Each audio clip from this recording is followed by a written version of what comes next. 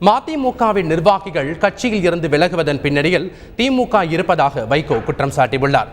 தந்தி தொலைக்காட்சிக்கு சிறப்பு பேட்டியளித்த மதிமுக பொதுச் செயலாளர் வைகோ, விலகிய நிர்வாகிகள் கூட்டணி தொடர்பாக திமுக தலைவரும் மு.க.ஸ்டாலினும் சொல்வதை அறிக்கையாக வெளியிட்டு வருகிறார்கள் என்றும் கூறினார். 22 ஆண்டுகளாக இந்த இயக்கத்தை கட்டி காத்து வருகிறவர்கள் தொண்டர்கள். அவர்கள் கவுன்சிலர் பதவியோ பஞ்சாயத்து மெம்பர் பதவியோ கூட அவர்கள் எதிர்பார்ப்பதில்லை. இந்த இயக்கம் அதனால் தான் வாழ்கிறது. பல எம்எல்ஏக்களானார்கள், மந்திரிகளானார்கள், விலகி போனார்கள். எந்த சேதாரமும் இந்த இயக்கத்துக்கு கிடையாது. இப்பொழுது விலகிச் செல்கிறவர்கள் இந்த இயக்கத்தில் இப்பொழுது எடுத்த முடிவு பிடிக்கவில்லை என்றால் 22 ஆண்டுகள் இந்த இயக்கத்தில் இருந்தார்கள் அல்லவா? இயக்கத்தில் அங்கீகாரம் பெற்று கட்சியில் பதவிகள் பெற்று 10 பேர் 100 பேர் 1000 பேருக்கு அறிமுகமாகி இதற்கு பிறகு பிடிக்கவில்லை என்றால் அவர்கள் அமைதியாக விலகிக் கொள்ளலாமே. ஏன் திமுக கூடாரத்தை நோக்கி செல்ல வேண்டும்? இந்த இயக்கம் உருவானதே திராவிட முன்னேற்ற கழகத்தின் தலைமை திமுக கட்சி அல்ல. எங்களை அழிக்க நினைத்ததால் தானே. இப்பொழுது ஏன் அங்கே சொல்ல வேண்டும்? நான் யாரையும் விமர்சிக்க வரவில்லை. நான் இந்த இயக்கத்தில் என்னோடு இருந்து போன யாரை பற்றியும் எப்பொழுதும் ஒரு வார்த்தை குறையாக சொன்னதில்லை. என்னோடு இவ்வளவு காலம் இருந்தார்கள் அல்லவா, நன்றி. ஆனால் தொடக்கத்திலேயே சொன்னேன், எம்எல்ஏ எம்பி பதவிகளை எதிர்பார்த்து வராதீர்கள். என் வாழ்க்கை பூராவும் போராட்டமாகத்தான் இருக்கும். வியர்வையும் கண்ணீரும் இரத்தமுமாகத்தான் இருக்கும். இதற்கு சித்தமானவர்கள் மட்டும் வாருங்கள் என்று சொன்னேன். ஆனால் வந்தவர்களுக்கு வாய்ப்புகள் வந்தபோது எனக்கு வழங்க தயாராக இருந்த கேபினெட் அமைச்சர் பதவியை கூட நான் 2 பேரை அமைச்சராக்குவதற்கு பயன்படுத்தி கொண்டேன். அத்வானி வெளிப்படையாக சொன்னார், இப்படி ஒரு அரசியலில் அபூர்வமான மனிதர் என்று.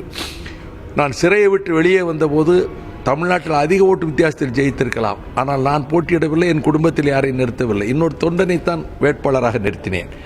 எனவே இந்த இயக்கம் எவ்வளவு, ஆனால் தமிழக வாழ்வாதாரங்களை காக்க நாங்கள் போராடுகிறோம். எங்கள் அளவுக்கு எந்த கட்சியும் தமிழ்நாட்டில் போராடவில்லை. மதுவை எதிர்த்து 2500 கிலோமீட்டர் நடந்து என்னை நானே வருத்தி கொண்டு என் உடலை புண்ணாக்கி கொண்டு கோடிக்கணக்கான மக்களை சந்தித்திருக்கிறேன்.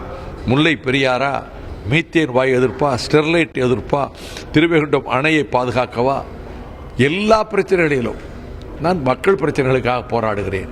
தமிழீழ விடியலுக்காக போராடுகிறேன். மத்திய பிரதேசத்துக்கு போய் போராடுகிற துணிச்சல் இந்தியாவில் எந்த கட்சிக்கும் வராது. ஆகவே எங்கள் கடமையை செய்கிறோம். விலகி போகிறவர்களால் இந்த இயக்கம், அதாவது போகிற யானை மீது உட்கார்ந்து இருக்கக்கூடிய ஈக்கள் யானையை தாங்கள் நடத்தக்கூடாது. ஈக்கள் பறந்து சென்று விட்டால் யானைக்கு ஒன்றும் இல்லை.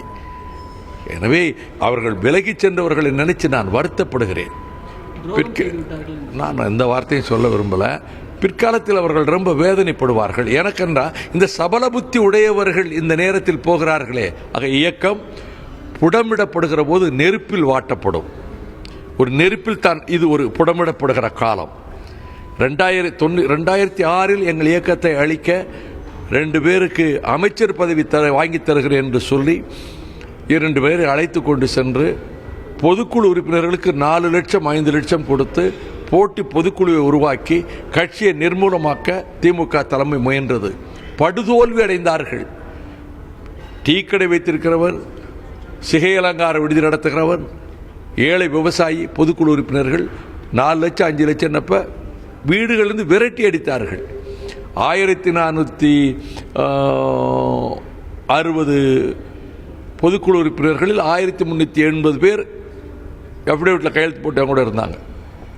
அது தோற்று போச்சு. அது கலைஞருடைய அந்த முயற்சி தோற்று போகிறது. தாயகத்தை கைப்பற்ற நினைத்தார்கள். அதாவது பெரும்பாலான பொதுக்குழு உறுப்பினர்கள் வந்துட்டால் கட்சியை பிடிச்சிக்கலான்னு தோற்று போச்சு. இப்போ திரும்ப இத்தனை ஆண்டுகள் கழித்து கூட்டணி வைக்கணும்னாங்க. நான் ஒரு முடிவு எடுக்கலை, பரிசீலிக்க வேண்டும் என்று சொன்னார்கள். ஆனால் இப்படி கட்சியை அழிக்க திட்டமிட்டதை நான் தெரிந்து கொண்ட பிறகு பல வகையில் எங்கள் தொழிற்சங்க கட்டிட பிரச்சனையில் நான் கல்யாணத்துக்கு போனேன், அழைத்தார்கள். அவரே கலைஞரை அழைத்தார், போனேன். நான் திமுக காப்பாற்றுவேன்னு பேசலை, திராவிட இயக்கத்தை காப்பாற்றுவோன்னு பேசினேன். என் பேச்சை திரும்ப கூட போட்டு பார்க்கலாம். அது மட்டுமல்ல, திமுகவில் இருக்கும்போதே அரசியல் சட்டத்தை கொளுத்துவோம் என்று சொல்லி நான் போராட்ட களத்துக்கு போன பிறகு நீ போராடக்கூடாது என்றார். நான் சட்டத்தை கொளுத்தினேன். அது வெறும் காதல் கடிதமாக கூட இருக்கலாம். நாங்கள் சட்டத்தை கொளுத்தவில்லை என்று திமுக நிலைப்பாடு எடுத்த போது நான் சட்டத்தை கொளுத்தியதாக பிரமாண வாக்குமூலம் தாக்கல் செய்தேன் என்பதை இந்த கல்யாண வீட்டில் நான் ஏன் பேச வேண்டும்? கலைஞருக்கும் எனக்கும் உள்ள பல நல்ல இனிய சம்பவங்களை சொல்லியிருக்கலாம். நீங்கள் திமுகவில் கொள்கைக்கு விரோதமாக தவறான முடிவெடுத்த போது கூட நான் ஏற்றுக்கொள்ளவில்லை என்பதை திரும்ப சுட்டிக்காட்டுவதற்கு தான் அந்த கல்யாண வீட்டிலே பேசினேன்.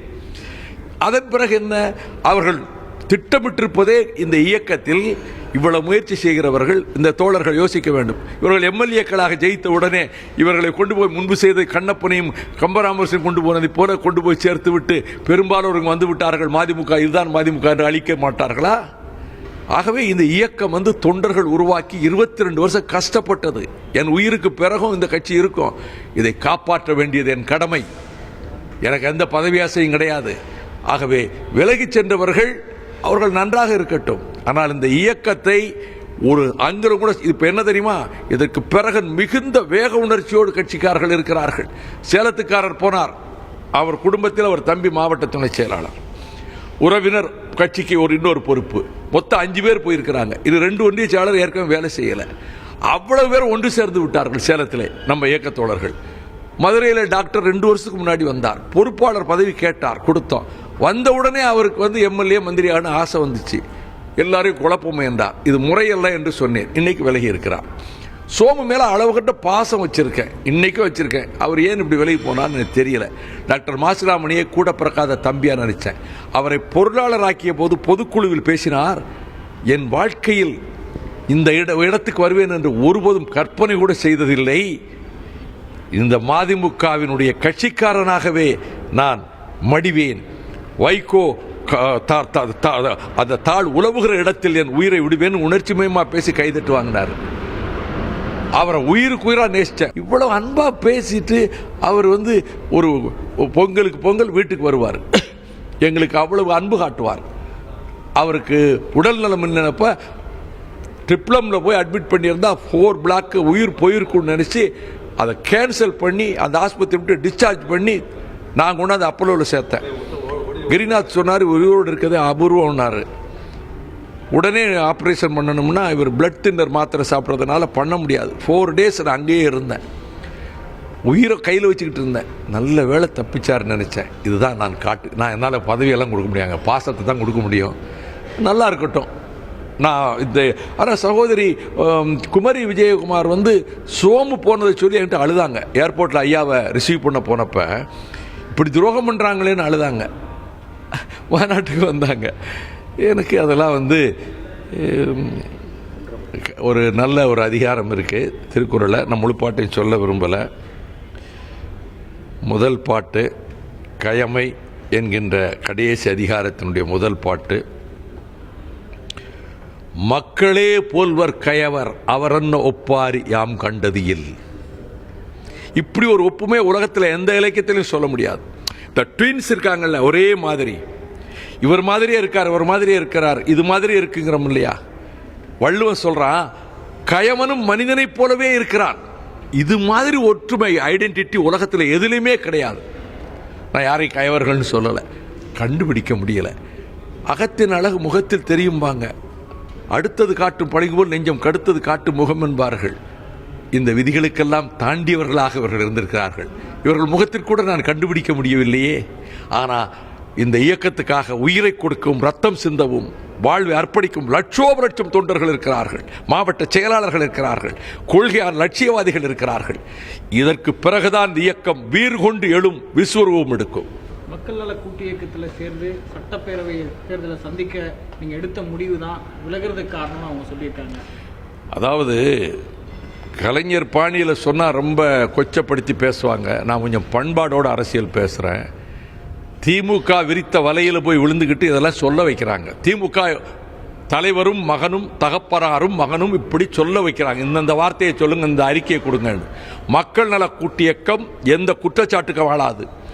ஊழல் கரைபடிந்த திமுகவோடு 2G ஊழலில் சிக்கி குடும்ப அரசியல் நடத்தி அண்ணாவின் இயக்கத்தை நாசமாக்கி ஈழத் தமிழர்களை காவு கொடுத்து லட்சக்கணக்கான ஈழத்தமிழர் படுகொலைக்கு முழுக்க முழுக்க காரணமான திமுக தலைமை பார்வதி அம்மாளை மண்ணில் கால் வைக்க விடாமல் அவ்வளவு பெரிய துரோகத்தை செய்த திமுக தலைமை மீது எந்த தமிழ் உணர்வு உள்ளவன் கூட்டு வைக்க முடியும்? இவர்களுக்கெல்லாம் தமிழ் உணர்ச்சி செத்து போச்சா?